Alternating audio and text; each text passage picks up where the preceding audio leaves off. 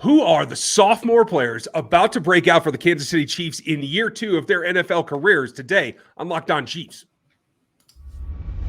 From the land of the free and the home of the Chiefs, this is the Locked On Chiefs podcast. Welcome back, everybody. Hope you enjoyed your weekend. Today, we are talking about the sophomore class, the guys in their second year, who's going to break out. Thanks for making us your first listen here on Locked On Chiefs, part of the Locked On Podcast Network. Your team every day. Now go make another Locked On show your next listen. Maybe it's a division rival, or maybe you just want to look around the league, but there's a lot going on everywhere. To keep up, check out Locked On. We're free on every single platform. Starting on YouTube, that's where you'll see the releases. You can watch there, obviously, like, sub, and hit the bell for us. And then you can always get us on all the free audio platforms because we are free all the time everywhere for you guys. And I'm excited about today. I'm Ryan Tracy, the founder of Rogue Analytics and Performance Consulting, NFL33.com, and RGR Football. And I'm Chris Clark from Chiefs Corner. There's a ton to talk about when we start looking at the sophomore class.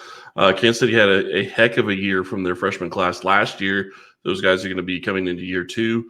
There is a ton to talk about when you start talking about those players. And you have to wonder, I know we're going to talk about the players that have a chance to make huge roster jumps, but you also have to wonder about a little bit more about sophomore slumps, considering how big of an impact a lot of those guys had last year compared to heading into year 2.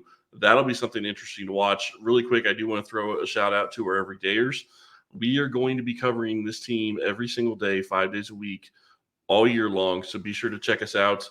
Tomorrow, we're going to be talking about the guys that are headed into year 3. And a little bit later this week, we're going to talk about the top players on offense and defense. So just a little bit of an idea as to what we're going to be going into. And thank you for the locos that are out there as well. If you haven't joined or heard of this yet, our everydayers, the listeners that are here with us 5 days a week, just like we are, have called themselves locos, and we're going with it. So kudos to all you locos. Nice to see you today. We're going to talk about second-year players, and that we'll filter out some of the iffy parts. There are some players that didn't have a full year because of the rules of the NFL.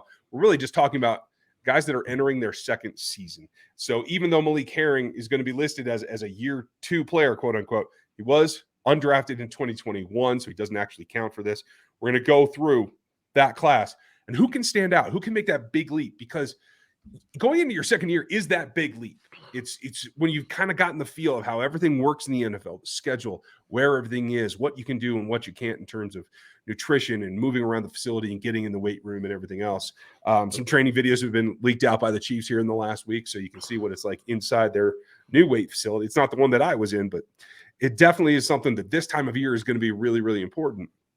But all that goes into taking that next step forward.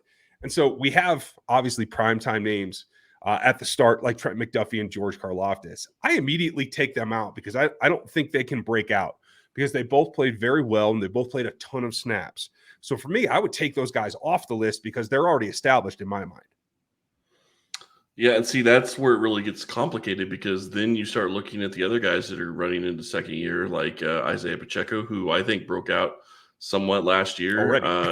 Yeah, exactly. So, Jalen Watson is another one that kind of broke out last year.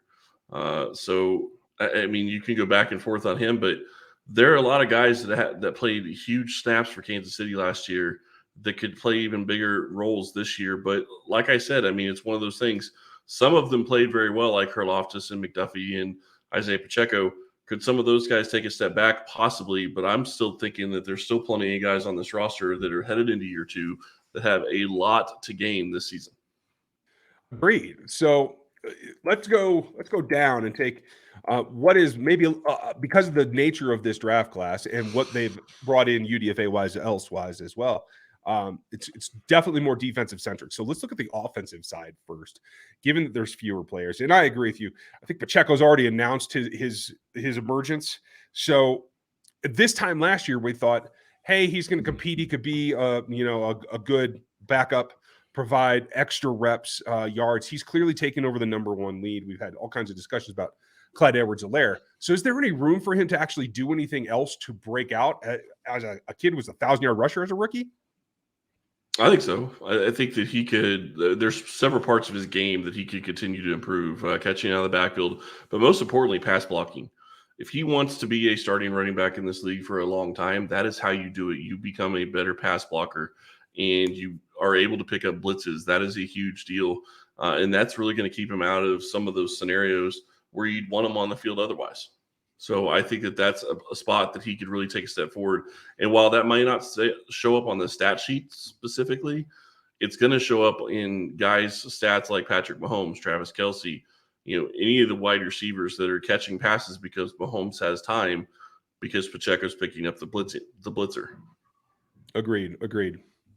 Now, on the offensive side, there's still a thin amount. We're waiting for the emergence of Justin Ross. He is listed with this group, but we know that he's not 100% healthy. We didn't even see him yet, even in the rookie minicamp, which he should have been eligible for, but because of the R situation, we haven't seen him. When we get to OTAs, I think that's going to change. And this is where he started to make a little noise last year. Obviously, he had the season that he's been away from the regular roster. But he's a guy I think that can make a big leap in just getting onto the roster by showing that he can stay healthy this year. Is that a breakout? Probably not. But for him, that's a huge leap forward, and I'm looking forward to that. It's a breakout, though, in some regards, because if he can make the roster, he's got to be a top 3 or 4 wide receiver. That's the only way he's going to be on the roster. He's not a special teams guy, so he's got to be somebody that can produce on the field. That'd be a huge leap for him. And to me, that's breaking out in that regard. And if he can give them something, anything like what he was in Clemson a couple of years ago, that's fantastic for Kansas City with such a low investment. That's a fair point, and I won't bet against him. I hope that happens, and I hope that we get to see a good bit of him here just to see the competition level. And if that continues to develop, maybe he doesn't look like he's in that top 6 right now. There's some tweaking that I think is going to be a little bit different on this roster come 53-man than we've seen in years past. We gave you our yearly prediction last week on Friday. If you missed that show, go check that out of wins, losses. We're going to start looking at an early look at the 53-man roster next week as well. So what does that do to it? Justin Ross is one of those guys. But before we get into the other standout players that we think might be able to take a leap, and my number one guy is coming up here in just a minute, want to tell you about our friends over at FanDuel because you can make a fast break right now. You can get in on the action no matter where you want to do or what you want to get into with a no-sweat first bet that's being offered to our new customers right now. And that will give you up to $1,000 in bonus bets if you go sign up at FanDuel, the number one spot to get in the action. All you have to do is take the easy steps of getting involved. They are the official sports betting partner of a bunch of leagues, including the NFL, and it's a good time to kind of get prepared for that. So you go sign up at FanDuel.com/lockedon below, and you make a bet. If that bet does not pay off for you and you lose, you can earn up to $1,000 in bonus bets off of that singular bet. And then you get to play or earn more opportunities to get some of that back and get in the action. You have to just go to one place. It's FanDuel.com/lockedon. It's right there on the screen to go to America's number one sportsbook and get in. It's a no-sweat first bet for up to $1,000 in bonus bets at FanDuel.com/lockedon. FanDuel, America's number one sporting partner of the NBA, MLB, and the NFL. Hey, really quick before we jump into other second-year players, I think we'd be remiss without saying this, just because we're here to provide all the information we possibly can about this team. The Chiefs did sign Felix Anudike-Uzomah over the weekend. So they have 6 of their 7 draft picks signed. We don't have the numbers on that. We'll get them for you as we can. Just wanted to throw that out there, so we did report it. Yeah, it is ongoing process, but they're getting it done, getting the guys in and getting ready for what the OTAs are going to look like. And that helps you lift and get everything else. Because I think in the old days, used to not sign contracts and come in and work out, and that was always a risk. And I think it just makes sense. Chiefs are one of the few teams that are kind of doing it haphazardly. A lot of teams have just signed a whole class. But we know that there's ins and outs to how they manage things in Kansas City, particularly for the cap. So good to see that he's under contract, and hopefully they can get that wrapped up and get ready to go. He's not the guy that's going to break out this year, I don't think, at least not right off the bat. We'll see how camp looks for him. But the guy that I think is going to break out, the number one candidate to break out this season in his sophomore campaign, is Skyy Moore to me on the offensive side of the ball. We are still talking offense here, folks. We'll get to the defense here shortly. Because I just feel like it was so touch and go back and forth. And I think actually the struggles on kick return duties, punt return duties, really kind of squashed his development last season. did give him a little bit more time to kind of come on as the year went on. And I think what we saw glimpses of in the postseason and certainly in the Super Bowl are things that he's going to be able to double down on. I like the concept of just getting your feet under you and performing at a base level, and now he can take a big step forward. Obviously, without Juju Smith-Schuster here, there's going to be room for him to take some of those snap counts. There's other players that are going to take them as well, but for this sophomore class, year 2 guys, I think Skyy Moore is the best candidate to break out on the offensive side. Hard to argue with that. And I will say, I think that it's him returning kicks last year stunted his development a little bit, not necessarily because of his inability to get on the field offensively, more so his confidence. I think that you look at what happened during the season, and I think he just lost confidence in his ability to return. And then when you got Kadarius Toney here, Skyy Moore didn't really return much anymore. And so I think that kind of helped. But towards the end, Moore came out and said that he missed returning. He wanted to get back to it. We saw what he was able to do in the playoffs. He showed that he had full confidence in what he was able to do. But the bigger thing here, and why I think I agree with you, I think he's the huge candidate to take a huge step forward for Kansas City, is you have to remember he came from a very small school compared to going into the NFL. Not to say he doesn't have the talent to be able to do it, but in Kansas City, rookie wide receivers already struggle having a hard time making significant impacts on the roster. But coming from an even smaller school, not even really a true Division I type school or Power 5 school, that's something he had to overcome. And I think that that's something that kind of stunted his ability to get and help on the field last year. Yeah, that makes perfect sense. Now can you just get it rolling? I think we're just seeing incremental improvement for Skyy Moore here this OTA season. And then what does that become? I look for camp to be where it really starts to blossom. Not necessarily in preseason games, but like how many roles are you playing? That's going to be the key for me to watch. But that's just the offensive side of the ball. On the defensive side of the ball, you have a ton of players as well. And it's harder to break out, I think, for the defensive side of this class because they got so much attention as rookies. Now, you mentioned Jalen Watson earlier. Let's start at the back of the defense because you end up with Trent McDuffie, who we've already kind of ruled out because he played so often. But this Chiefs secondary does feature guys that played at both Washington State and Washington. I think that's a little bit unique. I did some checking over the weekend, and that's always something that's old rivals. If you get into the Apple Cup performances, a lot back and forth. But so take Trent out. If you look at the rest of the class, there's Jalen Watson, who did play a lot. There's Josh Williams, who spelled him at times, but from the corner position, can either of those guys do something in your mind to break them out of what we saw from them last year as solid developmental guys that can contribute? I think so. I think that both Watson and Williams can come in and show more consistency. You know, Joshua Williams goes back to the same thing I said about Skyy Moore, going up against – he's coming from a HBCU, and that's going to be a really hard leap to come from that level of competition to the NFL and be successful. And we talked about it all last season before the season started and kind of starting into the season about how he was getting to a point where you thought he was probably 80-85% of where he could be. I don't know that he ever got to 100%, but I do think that he's going to take a big step forward this season because he's got the whole year to be in an NFL system. That group, that entire group of the secondary and any of those guys, Bryan Cook included, Bryan Cook, Jalen Watson, Joshua Williams, and Trent McDuffie, all four of those guys got together and studied as a group. Those four core guys from that draft class decided we're going to be a huge thing on this roster, and they went and they studied and they made it happen.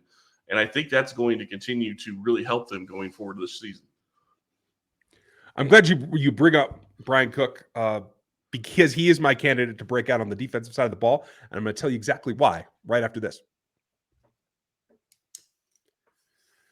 So I was enamored with Bryan Cook in college. I think obviously he showed some lack of discipline at times as a rookie, but he also showed that he could fill a number of roles.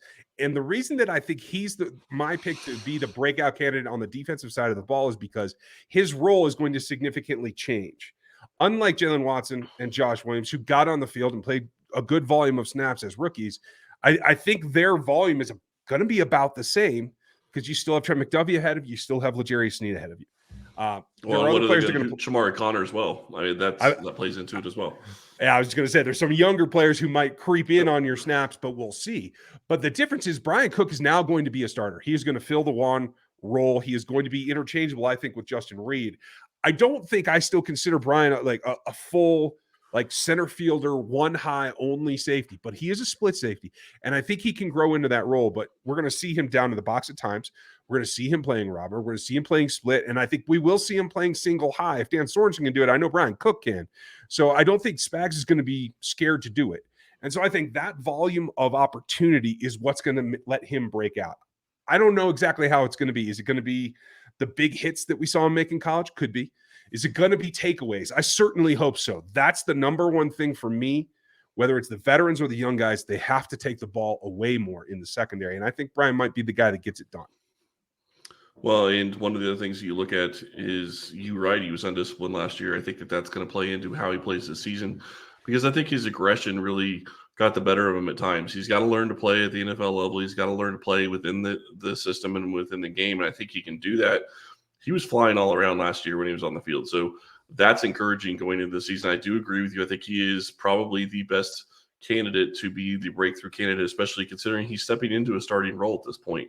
I would imagine that Jalen Watson and Joshua Williams have a chance to possibly push themselves into a starting role, depending on how you really look at the corners. I would say that 3 corners are starters. But those 2 guys are going to have to go against each other to see who can get that role. And then Shamari Connor's another one that could possibly force his way in there to kind of change that math as well. So when you start looking at the defenders, Bryan Cook is the one that makes a lot of sense to be a standout guy. I want to throw another guy out there, and I'm not going to say he's going to have a huge impact, but I think what you saw in the Super Bowl from Leo Chanel is a good indication of what he can do in this defense. And I think that that's something that we're going to be seeing a little bit more of this season. Specifically, how so? Because he was one of the guys that I have a question mark about. Which direction are they going to take him in? Well, and I do think that he's going to stay mostly at the linebacker level and probably help against the run. And it's going to be interesting to see how Kansas City deploys him with Drew Tranquill and Willie Gay and Nick Bolton. But they have a very good linebacker room at this point. So I expect that he's going to be able to step in and really fill some of those holes and be a guy that's attacking downhill and be kind of a thumper type linebacker at times. Yeah, and I think they can use that, especially if they decide to go to, like, we speculated about it when it happened with the Drew Tranquill signing. If they decide they want to align in a 3-4 at times in a base with 4 linebackers on the field, I think that certainly allows you to put Leo next to Nick Bolton and have a thumper next to your main Mike linebacker and let the speedier guys play where they might have to drop or they might have to mirror. They have to do a number of different things. The question for me is, do they want to twist him into kind of an edge role? We know that they drafted Felix on purpose, obviously, but he can add something to that, right?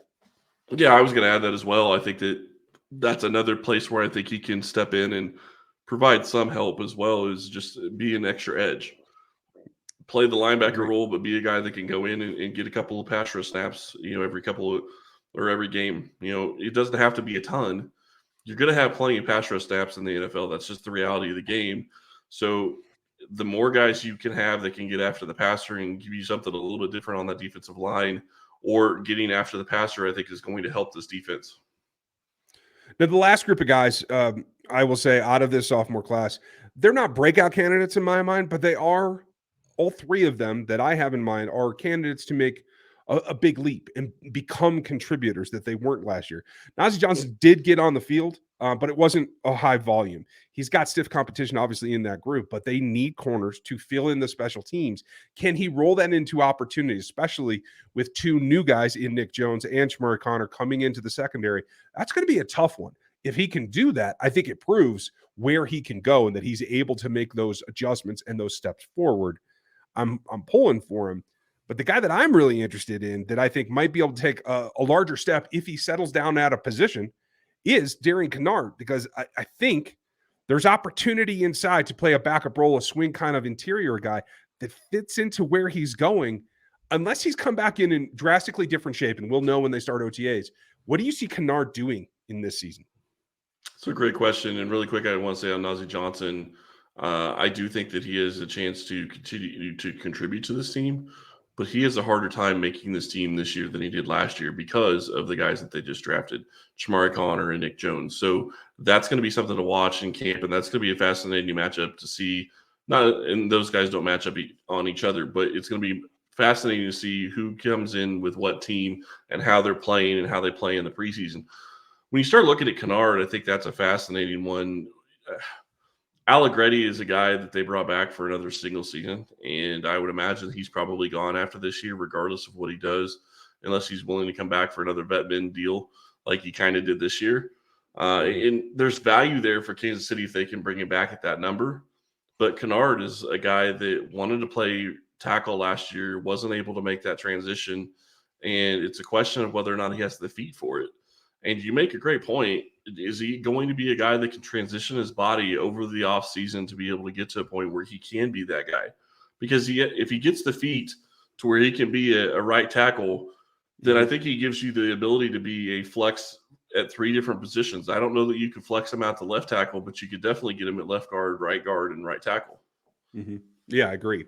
And I think what we saw some progress, at least body type wise, that kind of thing. It is about what has he been doing training wise, and we'll start to see that here, as they've already said that starting OTAs, it will be Donovan Smith at left and Juwan Taylor at right to begin with. But that's just the ones. The ones aren't going to do a whole high volume in OTAs. Who gets the 2s slots? That's going to be my big question at both the tackle spots. But if we see Kennard inside with the 2s, I think that's the direction they're going. The other question is who's going to be number 2 center. You would think that maybe, Caliendo's the obvious choice probably, but I don't think he's a guy that can be on this roster. I don't think that they're going to have the ability to keep him. So I think that you have to try to force Allegretti into that role to be able to be a swing guy at all 3 of those positions. Yeah, it definitely could be, because the options are limited there. I've heard rumor that they want to try Jerome Carvin there, the rookie from Tennessee who's played with a couple of guys on this roster. We'll see if that can come down, but that right now is an experiment that we won't know about until OTAs. And Allegretti was an experiment too. So, and I know we're talking about second-year players. I'm just talking about different positions that are going to need to be filled, because right now you don't have a backup center. Allegretti is still a guy that I don't think he snapped in an NFL game outside preseason. So that's a big question mark if you get into a situation where you have to have him be the center. I think you'd want somebody else there that could step in and do that. Yeah, and that's fair. That brings me to my last player, and that is Jack Cochran, who is in a pretty specific role. And I think he's in a role that I think we're going to see churn over the next few years, and that is the depth linebacker that has the athleticism to play teams and be a core special teams player. Kind of taking the role that either was Dan Sorensen in years past or was the fullbacks in both Sherm and Mike Burton that we don't expect to be on the roster at this point. I think that's going to be really intriguing, because he earned himself by beating out another rookie linebacker in last year's camp. Now he's got Cam Jones and Isaiah Moore coming in after him as well. 2 other athletic guys, same rough size, can do a lot of the same things. Cole Christensen's in there as well, and I'm not 100% that he can hold up quite as much, a little bit of an older prospect, but I think that battle between Jack Cochran and Cam Jones is going to be there for real. Yeah, and that 5th linebacker position is his to lose at this point. I think he's slotted in there right now. I think that if you're going to keep 5 linebackers, he's your 5th. Obviously, OTAs and camp will have a decision in there, will have an impact on that. But for me, I think he is the number 5 guy right now. And I think that if he's able to take a step forward and really help on special teams a little bit more than he was last year, that's a huge win for Kansas City, because you have almost nothing invested in him. And if you can get a core special teams guy out of a undrafted free agent, that's a win for you. Yeah, you have to take the money to roll. That's a look at the second-year class. We're going to talk about the third-year guys tomorrow, so make sure you join us. Like, sub, and hit that bell. And make sure you're here with us 5 days a week, because we are. You locos and everydayers, we expect that you will enjoy this week. We're getting tooled up, getting ready to see some guys on the field, running around, doing some football actual things, and I'm here for it. So thank you for your time today in listening to us. Check out another Locked On show for your next one. Have a great day, and we'll talk to you tomorrow.